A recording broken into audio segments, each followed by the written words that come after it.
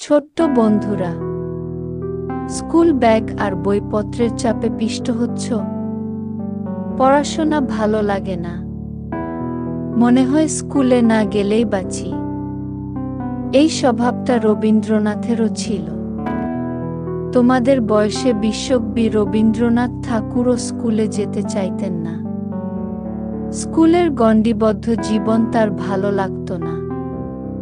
তবে ছেলেবেলা থেকেই তিনি সাহিত্যের প্রতি আগ্রহী ছিলেন।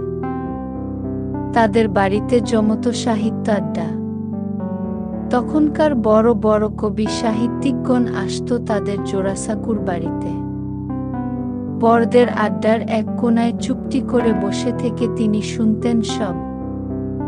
মনের আগ্রহ না মিটিয়ে কি থাকা যায়। বুকশেলফ ছিল বইয়ে বইয়ে পূর্ণ। তিনি সেসব বই হাতে নিয়ে পাতা উল্টিয়ে নেড়েচেড়ে দেখতেন।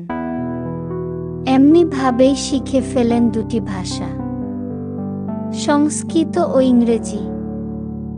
আর তার বাবা দেবেন্দ্রনাথ ঠাকুর তাকে ধর্মবিষয়ক জ্ঞানদানের জন্য বাড়িতে পুরোহিত রেখে দিলেন। মাত্র 9 বছর বয়সে রবীন্দ্রনাথ লিখে ফেললেন তার জীবনের প্রথম ছড়াকবিতা জল পড়ে পাতা নড়ে, এই দুটি লাইন। তোমাদের কি কখনো কবিতা লিখতে ইচ্ছে করে? তখন ছিল দোয়াত কলমের যুগ। একটা কৌটার ভেতর থাকতো তরুল কালি, আর সাথে থাকতো পাখির পালক বাঁধা একটা বাঁশের কঞ্চি। কঞ্চিটাকে কালিতে চুবিয়ে কাগজে অক্ষর লিখতে হতো। কিশোর রবীন্দ্রনাথের ইচ্ছে হলো গোলাপের সুগন্ধিযুক্ত কালি তৈরি করবেন। ভাবনা মতো কাজ। তার বড় ভাই যতীন্দ্রনাথকে নিয়ে বাগান থেকে কয়েকটি গোলাপ এনে জলে পাপড়ি চটকিয়ে সে জল কালির সাথে মেশালেন। তোমরাও তোমাদের ভাই বোনদেরকে সাথে নিয়ে এমন অভিনব কোনো সৃজনশীল কাজে করতে পারো।